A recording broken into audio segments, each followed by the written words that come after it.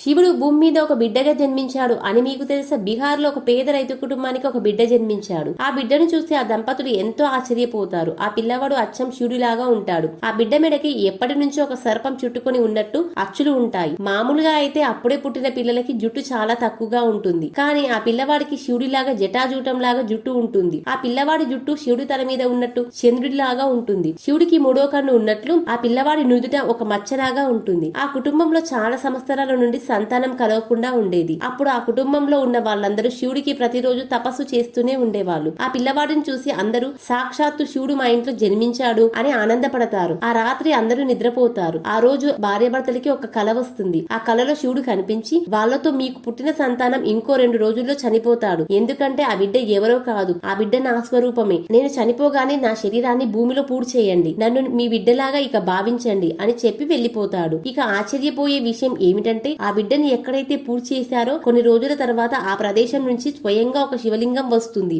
అందరూ ఆ శివలింగాన్ని చూసి అక్కడే ఒక గుడి కట్టించారు. ఈ శివలింగం ఉండే గుడి బీహార్ లో సబ్జక గ్రామంలో ఉంది. అందరూ చెప్పండి, హర హర మహాదేవ.